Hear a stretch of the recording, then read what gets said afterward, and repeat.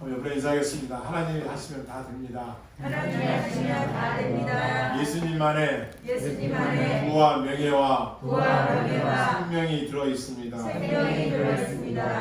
하나님은 영이시니 신령과 진정으로 예배합니다. 한 번 더 합니다. 예수님을 믿는 자는 영원히 목마르지 않습니다. 믿으시길 바랍니다. 오늘은 요한복음입니다. 지난주에는 니고데모가 예수님 찾아와서 영원히 살려면 어떻게 합니까? 거듭나야 된다.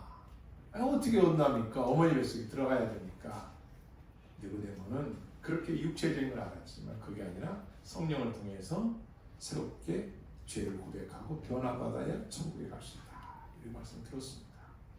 오늘은 이제 수가성 여인과 예수님 만남 속에서 영생인 무엇을 말하고 참된 예배를 뭘 말하는가를 말씀하십니다.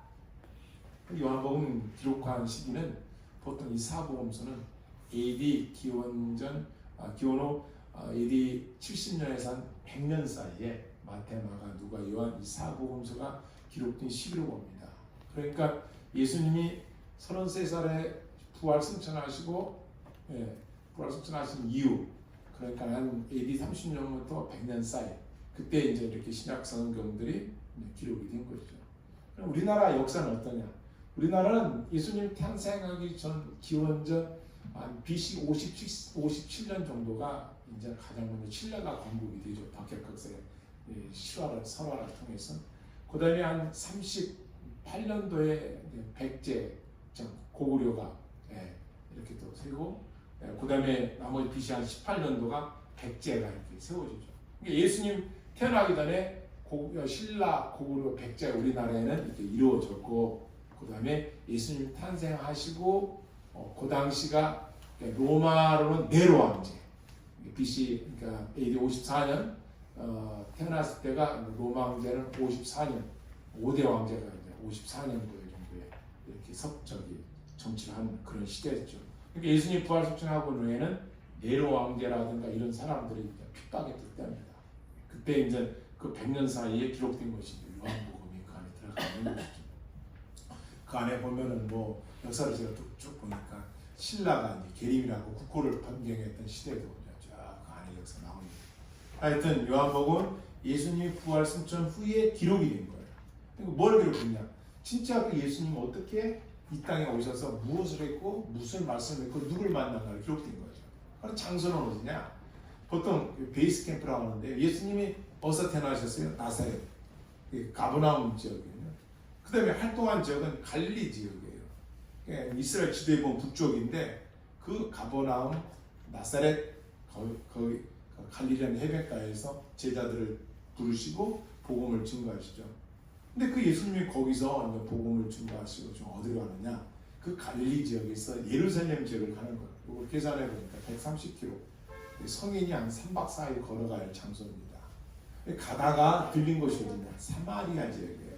그래서 사마리아 지역은 어떤 지역이냐? 이 지역은 여로보암 때, 역대 구약에 보면 여로보암 때 어떤 정책을 폈느냐면, 이 지역은 말이야 혼혈 정책.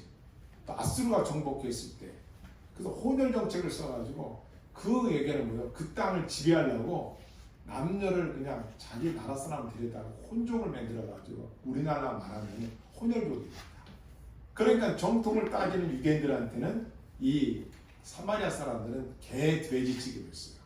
개, 돼지. 그래서 저는 상조가 안 해. 왜? 순수한 혈통이 아니라 이 당시에. 그러니까 여기 있는 사람들은 인간 대접 못 받은 거죠. 개, 돼지. 우리나라도 그랬습니다.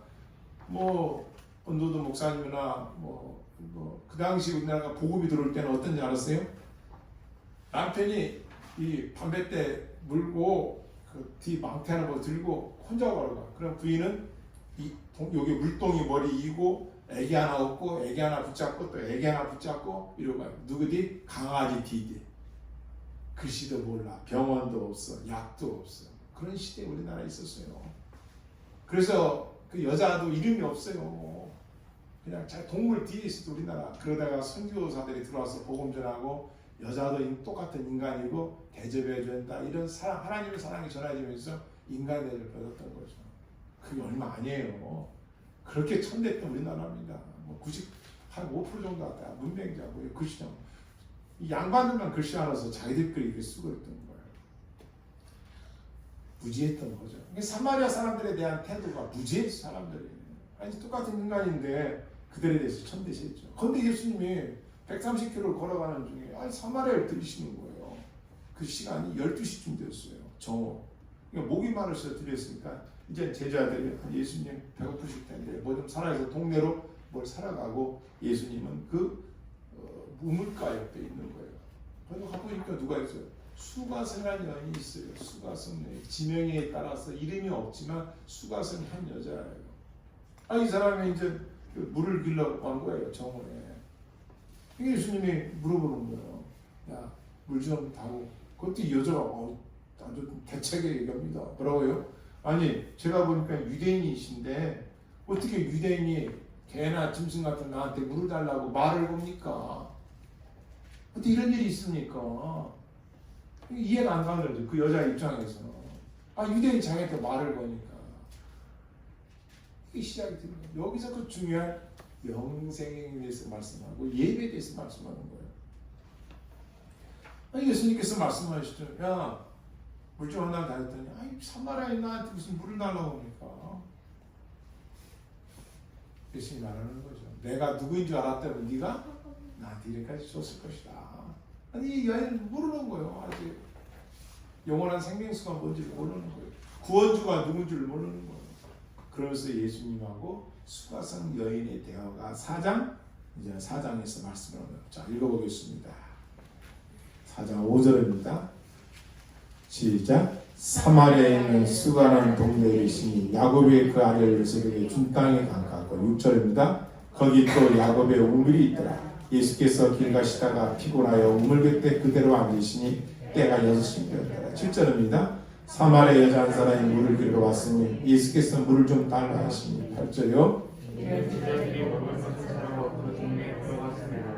10절 있습니다. 시작. 예수께서 내가 만일 하나님의 선물과 또 내게 물 좀 달라 하는 누구인지 알았더라면 내가 그에게서 구하였을 것이요 그가 생수를 내게 주었습니다. 예수님이 대답하십니다. 야, 수가성 여인아, 내가 너한테 물을 달라고 했는데 물을 주는 게 아니라 뭐예요 지금?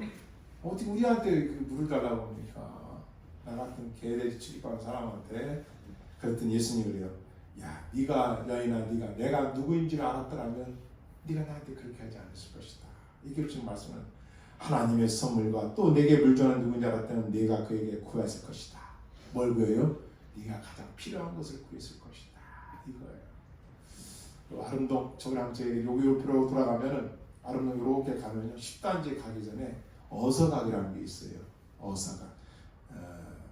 조선을 건립한 태조 이성계가 훈련하고 무술을 배워볼 때 목이 말랐는데 바로 그 친구도 있는 사람의 여동생이 물 먹으러 온 이성계에게 물을 떠주는데 어떻게 합니까? 옛날 두려워 붙었잖아요.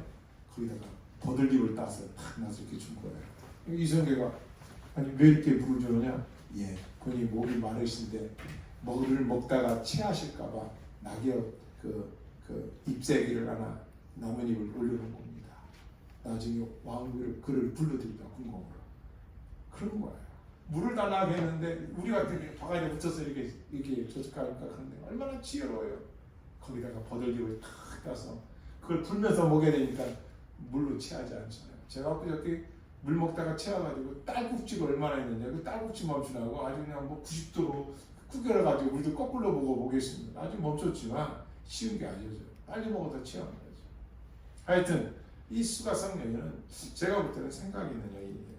이 선택에 말씀한 거죠. 왜 당신한테 물을 달라느냐? 네가 나가 누군지 알았다면 너는 나한테 생수를 주었을 것이다. 그런데 여자는 또 이렇게 대답합니다. 11절 여러분 읽겠습니다. 시작.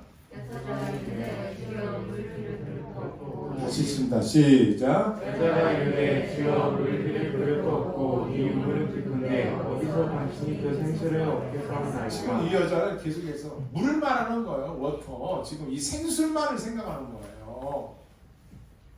지금 예수님은 뭘 말하는 거예요?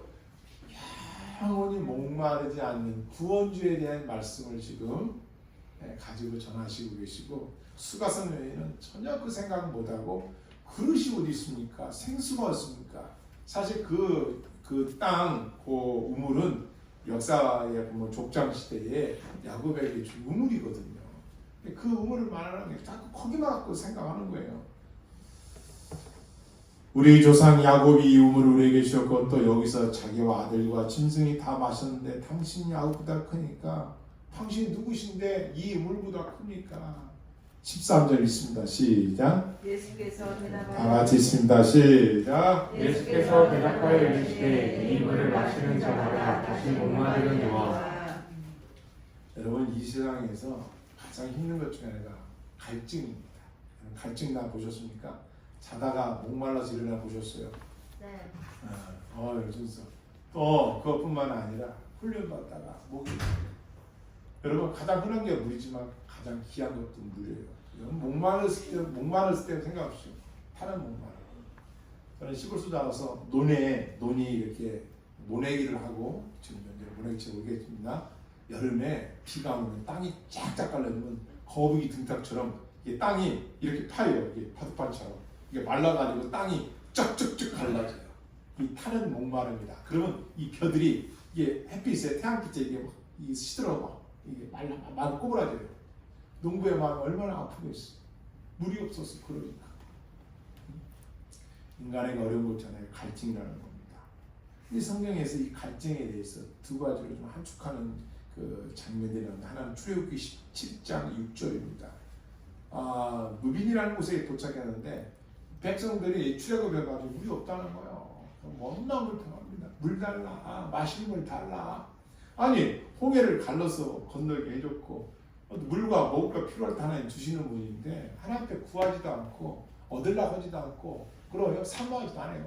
그냥 모세를 원망하고 하나님을 원망하고 물 달라는 거야. 나중에 하나님께서 어떻게 합니까? 바위 앞에서 바위를, 야 모세야, 바위를 쳐서 물. 그래서 바위에서 물이 나와가지고 장로들까지 가축 짐승이 다 먹고 남았을까요? 못 알았을까요? 남았어요.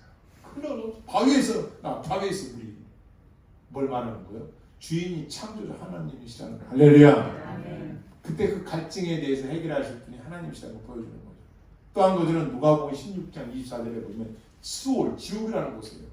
이 땅에서 부자가 날마다 옷을 갈아입고 잔치를 그냥 맨날 하던 그 부자가 어느 날 죽었는데 가보니 지옥이야. 가서 첫 번째 원하는 게 뭐예요? 물 한 모금만 달라는 거야.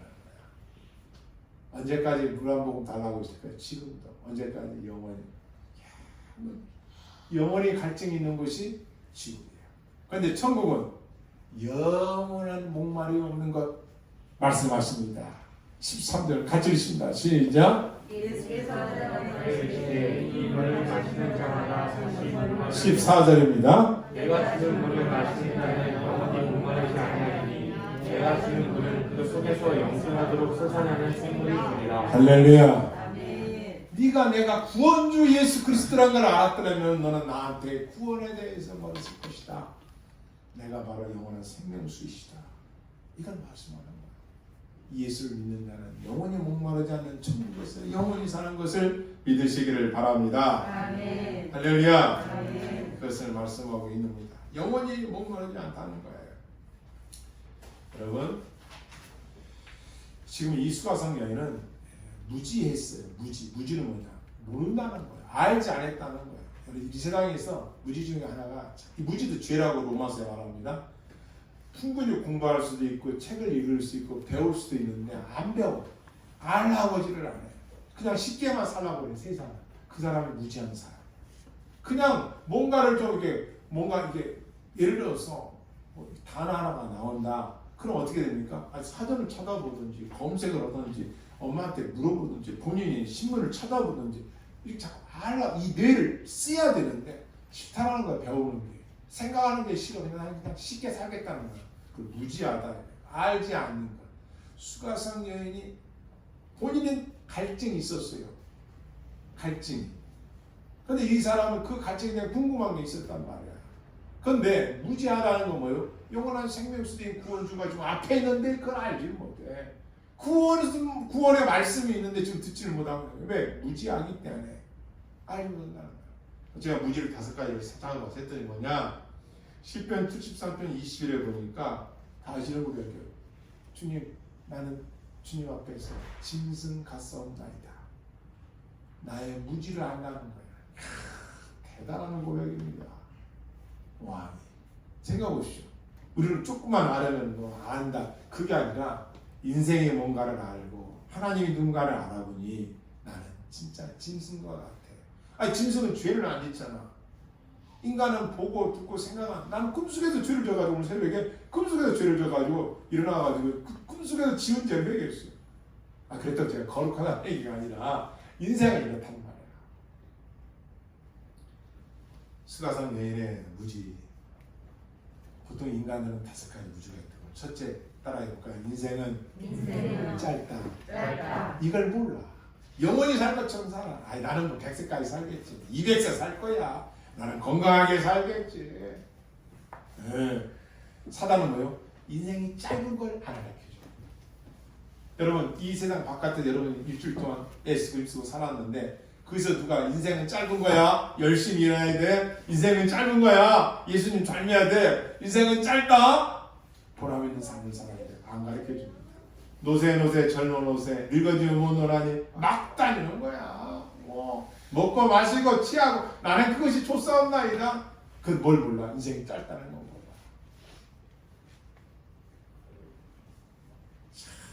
이게 사단이에요. 인생의 가장 큰 무지는 내가 언젠가 돌아가야 된다는 걸 사단이 모르게 하는 거야. 건강합니다. 피부 좋아집니다. 요 운동하면 10년은 젊어 보입니다. 이 약품을 쓰면 이 약을 먹으면 아닙니다. 세상에 계속해서 잘 먹어야 됩니다. 좋은 걸 써야 됩니다. 좋은 걸 가져야 됩니다. 끊임없이 여러분을 유혹한단 말이에요. 그런데 이게 무지라는 거예요. 인생은 짧은 거예요. 제가 여러분같이 이렇게 예쁜 우리 주일학교에 이렇게 왔지만요. 나오셨지만 너무 감사해요. 엊그저께 내가 요 앞에서 목사님 설교 요 앞에 그 국민학교에 막 초등학교 1학기 앉아서 예배드리는 때가 엊그저께인데 벌써 지금 제가 이렇게 목회자에서 설교를 하잖아요. 짧은 거예요. 순간입니다. 그걸 모르겠어요. 이걸 모르는 게 무지야. 그리고 지혜로운 사람은 날마다 하루하루 모세처럼 날수 계산하는 지혜를 주세요. 오늘 내가 어떻게 살아가는 것이 보람있는 삶입니까? 이걸 계산한다는 거예요. 그런데 미련한 자는 이걸 막 써버리는 거야. 시간이 왜 안 가지? 친구 만나야 되는데 오늘 만나야지. 근데 맨날 놀러 가고 먹고 놀러 가고 먹고 놀러 가고. 공부 좀 하세요. 뭐 좀 배우셔야 됩니다. 신경 써야 됩니다. 싫어. 나 그런 무지하다. 두 번째, 미래를 알 수 없어. 전도서 8장 7절에 보니까 사람이 장래를 알지 못하느니라 그랬어요. 미래를 알 수 없어요. 무지가 뭐예요? 우리는 이걸 인정해야 돼. 우리는 한치 앞으로 합니까? 엊그저께 저희 복합상에서 불러가지고 오피스텔 한 사람 죽고 18명 다치고 알 수 없잖아요. 교통사고로 죽고. 생각해 보십시오. 미래를 알 수 없는 걸 인정해야지. 미래를 알 수 없으니까 오늘 하루를 미래를 위해서 잘 준비해야 되겠지. 그렇잖아요. 무지가 뭐예요? 미래를 알지 못하는 건 무지야. 미래를 알지 못하니까 우리 하루하루를 소중하게 사는 거야 되는데 무지하다는 건 그렇게 안 사는 거야. 세 번째로는 인생의 신비를 알 수. 전도서 11장 5절에 보니까요. 바람의 길이 어떠함과 아이벤 자의 태에서의 뼈가 어떻게 자라는 것을 내가 알지 못한 같이 만사를 성취하시는 하나님 일을 내가 알지 못하느니라. 왜요? 아기가 엄마 뱃속에서 잉태가 돼가지고 생겼을 때 그 아이가 뼈가 어떻게 자라는 건 알지 못하지 않느냐?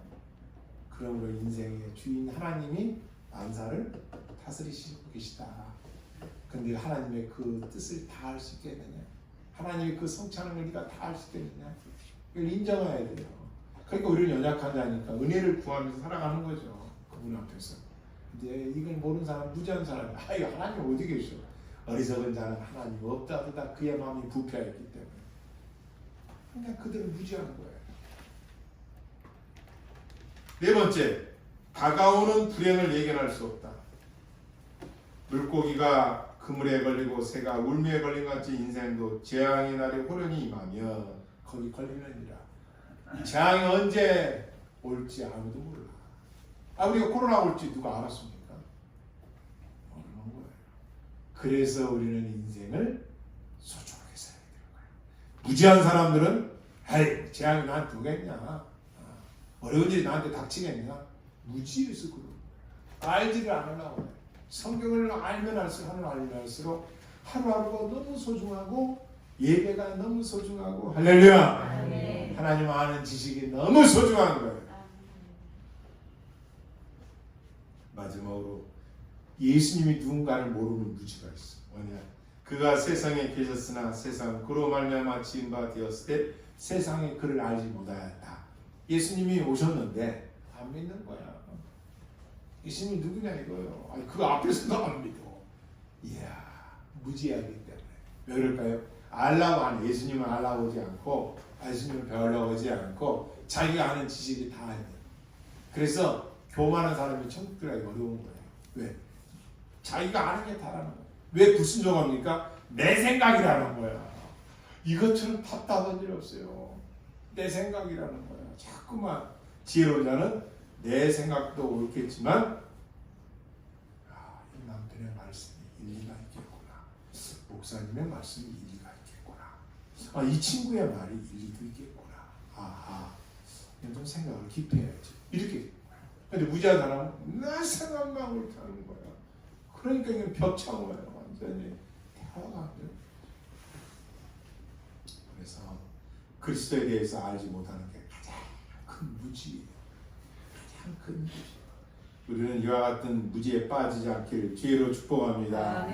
수가성령은 알지 못하는 거야. 야, 생명수가 뭔지 구원주가 누군지 모르는 거예요.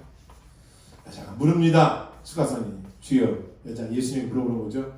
그런 영원한 영생수 생물 있습니까? 그거 나 좀 주세요. 그거 영원히 공부하지 않는다면 그물 좀 나 좀 주세요. 나는 이거 물 빌려 여기 옵니다. 나 이거 귀찮아요. 참 이거 나 이거 뭐요? 자꾸 와야 되니까 바쁘니까 이거 쉬운 예로 그물 좀 다 한 번 먹어서 영원히 공부하냐면 그물 좀 달라는 거죠. 질문합니다. 근데 갑자기 예수님이 10절 이렇게 말씀해요. 예수께서 이르시되 내 남편을 불러오라 그러는 거예요. 갑자기 영원한 영생수만 뭔가에서 말씀하시다가 남편을 불러오라는 거예요.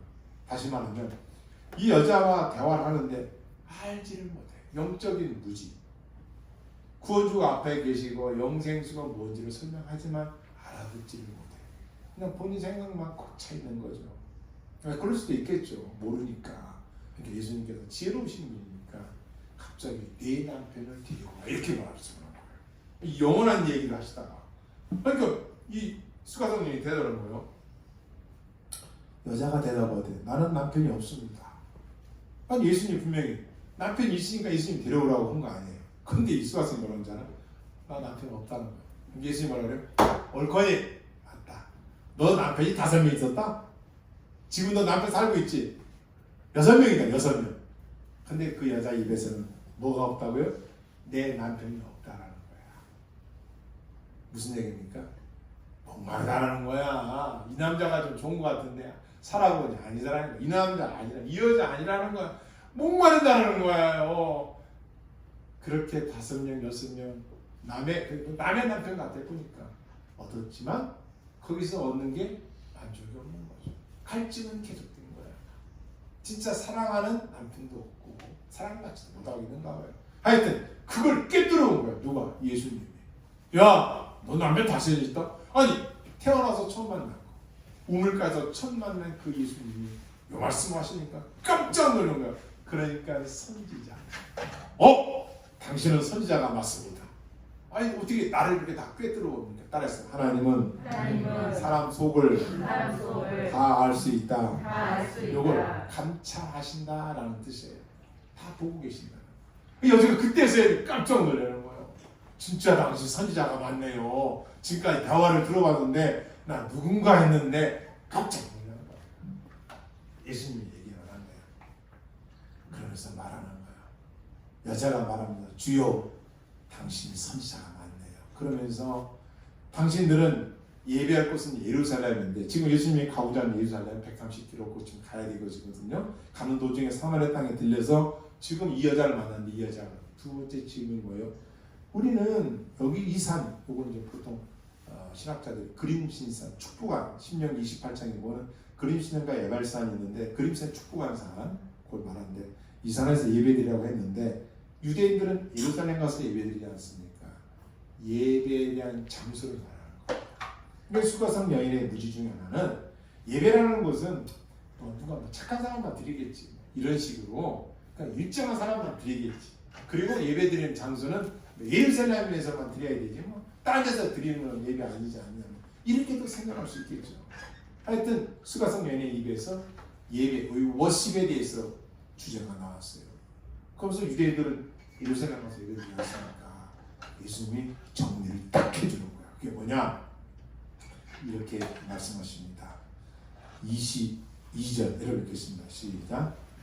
너희는 알지 못하는 것을 예배하고 우리는 아는 것을 예배하니 이는 구원이 유대인에게서 남이라. 알았습니다. 구원은 유대인에서 난다. 유대인에게서 난다. 성경 말씀 구약 그대로 메시아가 오신다고 했는데 구원주가 오신다고 했는데 그리스도가 오신다고 했는데 그분이 누구에서? 유대인으로부터 나온다. 유대인으로부터 온다. 이게 확실한 거다. 여기도 구원주가 있고 저기도 구원주고 이게 아니라 너희가 말하는 요것에서만 예배 드려야다가 갔다 이것도 아니다. 구원주는 유대인주에서 온다. 다시 말하면 메시아가 누구냐 여기에 대해서 이제 서서히 대화의 문을 열어가면서 이 수가성 여인에게 가르쳐주고 있는 겁니다. 23절입니다. 시작. 아버지께 참되게 예배하는 자들은 영광 다시 읽겠습니다. 시작. 아버지께 참되게 예배하는 자들은 영과 진리로 예배할 때가 오나니 곧 이때라. 아버지께서는 자기에게 이렇게 예배하는 자들을 찾으시느니라. 야, 예배가 뭔지 아냐? 수가성 여인아? 장소보다 더 중요한 게 있다. 그냥 그게 뭐냐? 영과 진리로 예배가 예배다. 영과 진리는 뭐예요? 영이라는 것은 성령, 그렇죠? 성령님과 함께 드리는 예배예요. 진리는 뭐예요? 말씀이죠. 하나님 말씀 안에 다시 이렇게 정리합니다. 교회는 뭐냐? 천주교에서는 교회를 이렇게 말합니다. 교회란 천주교에서 말하는 거예요. 교회라는 것은 그리스도가 계신 곳이 교회다. 알았습니다. 천주교는 교회가 있는 곳에 그리스도가 있다. 다시 정정했습니다. 천주교의 교회는 뭘 말하냐? 교회가 항상 우선이에요. 교회라는 곳에 그리스도가 계시다. 교회가 먼저예요. 그리스도입니다. 그러니까 이곳이 교회입니다 하면 이게 교회인가 보다. 그리고 그들 말할 때 교회라는 것은 그리스도가 있는 곳이 교회다 이렇게 말하는 거예요. 그러니까 그리스도보다 교회가 먼저예요. 그런데 개신교 우리같이 프로테스트 이렇게 우리 교회는 뭐냐? 그게 아니라 교회란 그리스도가 있는 곳이 교회인 거예요. 할렐루야. 이게 뭐예요? 여러 번 해가지고 예배를 드리는데 누가 드리는 거예요? 예수님을 나의 구주로 믿고 그분이 나의 하나님 것을 믿고 그분을 믿는 사람들이 교회라는 거예요. 할렐루야. 그래서 교회란 에클레시아 세상에서 부름받은 자들이 모인 곳이 예배예요. 아멘. 이 건물은 예배당이에요. 그래서 교회는 누구냐? 예수님을 믿는 사람이 교회인 거예요. 믿으시기 바랍니다. 그러니까 개신교 이게 맞죠. 왜냐? 교회라는 것은 예수님 말씀이 선포되는 곳이어야 되죠. 아니 교회라고 건물이 있는데 들어가 봤더니 가와 나와 뭐 이상한 걸 가르쳐요. 아니지. 복음이 증거가 되어야 되죠. 교회라는 것은. 두 번째, 그리스도와 연합이 있어야 되겠죠. 그건 뭐예요? 기도하고 찬양하고 그분이 우리의 주인. 이 교회의 주인이 누구예요? 그렇죠. 예수님이죠. 그분을 섬기려고 우리가 예배드리라는 곳에 모인 것이지 우리는 그분 앞에 예배드리는 거예요. 장소는 좀 더 중요하지만 온라인이냐 오프라인이냐 중요해요. 진정한 예배는 예수님 말씀하는 뭐냐? 예배드리는 너 안에 성령으로 예배드리냐 하나님의 말씀으로 예배드리냐 진정한 예배자를 찾고 계시다는 거예요. 할렐루야. 아니 그러니까 그 로마 시대에 그 폭정이 심했을 때 10대 박해자가 황제돼 있었거든요. 너 예수님을 부인하면 살려주고 부인하면 죽이고 황제 앞에서 그렇게 순교를 당했던 그 시대에 한 10, 20년간 그런 시대가 있단 말이에요. 그래도 어디서 예배드렸어요? 그렇죠. 공동묘지 밑에서 땅굴 파고 거기서 예배드렸어요. 거기서 성찬하고 거기서 세례를 드리고. 이게 예수님의 말씀의 예배는 뭐냐? 따라했습니다. 영과 진리로 예배하는 것이다. 다시 여러분들이 사모하는 마음이시다. 하나님의 성령님에 대한 내주. 왜? 예수를 믿는 사람들은 그리스도의 지체라는 거야. 그분의 몸이야. 뭐 우리가 바디야 바디. 우리가 예배를 드리는 성령, 거룩한 영, 하나님을 믿고 의지하는 그 믿음을 가지고 말씀 가운데 예배를 드려야 되는 거야. 그 장소가 지금 이 영상을 보시는 여러분 그 골방이 됐든 그 직장이 됐든 그 가정이 됐든 중요한 거는 예배자의 마음입니다. 할렐루야. 아멘. 삶이 더 중요하다는 거예요. 모여서 예배드리는 것 소중한데 모이라고 했으니까 더 소중한 것은 모여서 우리가 흩어지면 이제 삶 가운데 예배의 승리자가 되게. 할렐루야. 아멘. 우리는 본성적으로 어떻게 해요? 아담이 죄를 지은 이후로 부패됐기 때문에 타락한 더러운 것 두려움에 있단 말이야. 가정에서 아무리 여러분들이 잘 산다 하더라도 싸우고 다투고 미워하고 할 수 있어요. 부패됐기 때문에. 그러나 진정한 예배자는 회개할 줄을 알고 나 자신을 고칠 줄 알고 아멘. 아멘. 절제할 줄 알고 나를 반성해서 고치면서 살아가야지. 아니 일을 하나 사는 것도 없이 하나 고치는 거 없이 하나 발전 없이 나는 이제 나이가 90인데 100살인데 누가 인정해 줘요? 맨날 그렇게 하면 본인이 아니 독불장군이지. 나이가 많으셔도 그래 진리를 알아야지. 나이가 많아서 그래 나의 부족함을 내가 알지. 그것도 3살짜리한테 배우는다고 하잖아요. 이게 지혜자인 거야.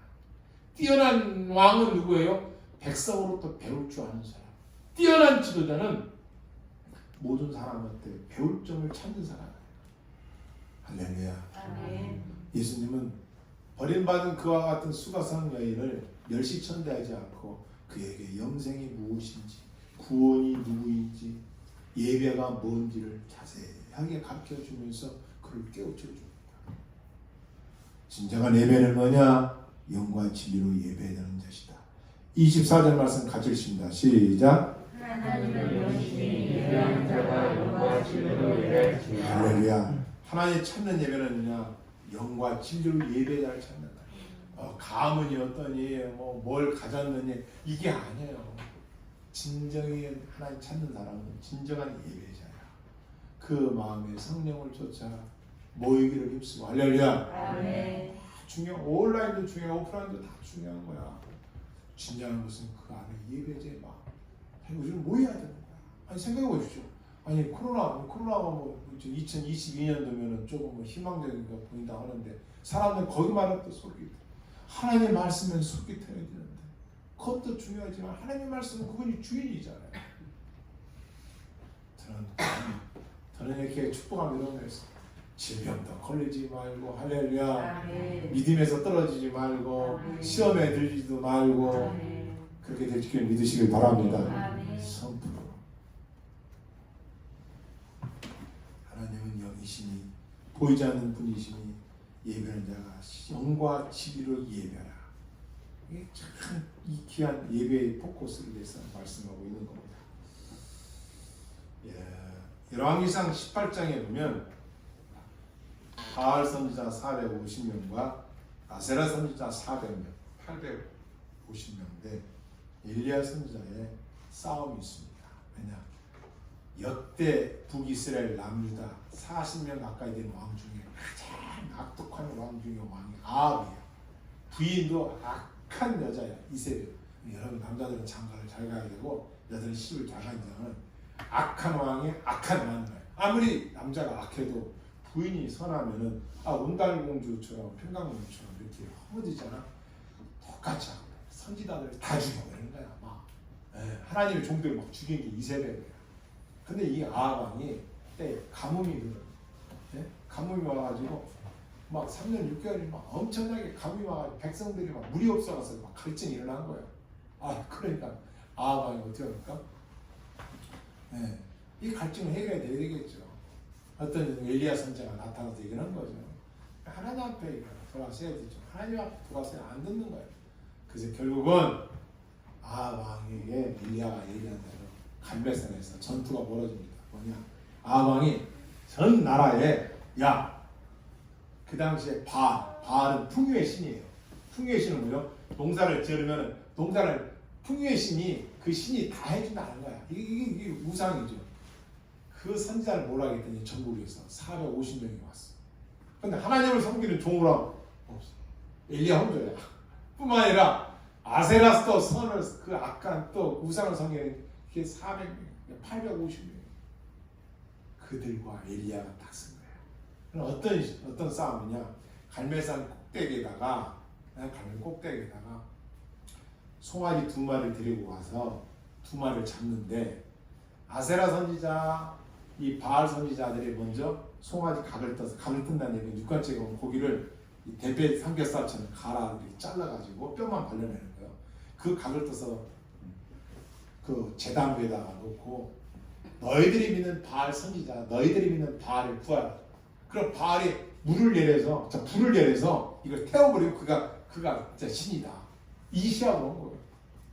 그러니까 바알 선지자들이 막 어마어마한 거니까 왕이 자기들이 막 이게 높여주는 왕이야.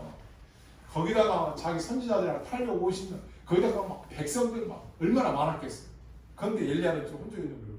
송아지 한 마리 옆에 있고. 그러니까 엘리야는 아합왕도 있고 백성도 있고 군사도 있고 너희가 먼저 송아지 각을 떠서 올려놔 제단에. 그리고 불러 너희가 믿는 신은. 그래서 불을 내리면 그 신이 참 신이라고 하자. 한 거예요. 바알 선지자들이 막 왕도 있죠, 막 백성들이 있죠. 이들이 막 이제 아침부터 그냥 바알이야 막 춤을 추고 난리야. 근데 12시가 됐어. 소식이 없어. 그러니까 자기 몸을 막 찢어가면서 피를 흘리면서 또 막 저녁 때까지 바알에 연락이 안 오네. 그러니까 엘리야가 저녁 때쯤 돼가지고 다 했냐? 뭐 성경에 그렇게 아직 이렇게 말합니다. 너희가 믿는 신이 어디 좋으냐? 왜 연락이 안 오냐? 화장실 갔냐? 소식이 없어. 더 해봐. 빨리 좀 오라고 해봐. 아무래도 바알 선지자들이 난리를 치고 요동을 쳐도 불이 그냥 물아먹고 그냥 아무 소식이 없어. 엘리야, 치워라. 딱 하더니 엘리야가 오라는 거야. 각을 떠라. 송아지 한 마리 잡아가지고 제단에다가 올려놓습니다. 그리고 뭐라고요? 가서 도랑을 팔아. 그 제단 옆에다가 도랑을 넣어요. 도랑은 요번에 하수구처럼 땅을 파는 거예요. 뺑 돌려. 왜? 밑에서 물을 가서 가뭄에 물이 어디 있어? 얼마나 귀하겠어. 그 귀한 물을 갖다 쏟아 붓습니다. 3번 그렇게. 그러니까 제단에 송아지도 물에 푹 젖었고 또랑의 물이 성경에 보면 흘러 넘쳤어 이렇게. 물이 있어요 지금. 누가 여기서 요즘 말로 누가 성당불을 건다 불이 나온다고 다 꺼져버려야죠. 그죠? 이렇게 물이 좀 흥건히 젖어있다. 그러고 나서 엘리야 선지자가 기도합니다. 뭐라고 기도합니까? 이렇게 기도해요. 제가 읽어드릴게요. 아브라함과 이삭과 이스라엘 하나님 여호와여, 주께서 이스라엘 중에서 하나님이신 것과 내가 주의 종이 된 것과 내가 주의 말씀대로 이 모든 일을 행하는 것이 오늘 알게 하옵소서. 오늘 좀 우리들에게 다 이렇게 이 무지한 백성들에게 좀 알게 해주세요. 이에 여호와의 불이 내려서 번제물과 나무와 돌과 흙을 태우고 할렐루야 도랑의 물을 흩은지라. 아멘. 여러분 이 장면이 어마어마한 장면이에요. 하늘에 불이 확 내려오더니 확 태워버려요. 도랑의 물까지 그 물까지 얼마나 뜨거운 물인지 확 태워버려요. 할렐루야. 생각해 보십시오.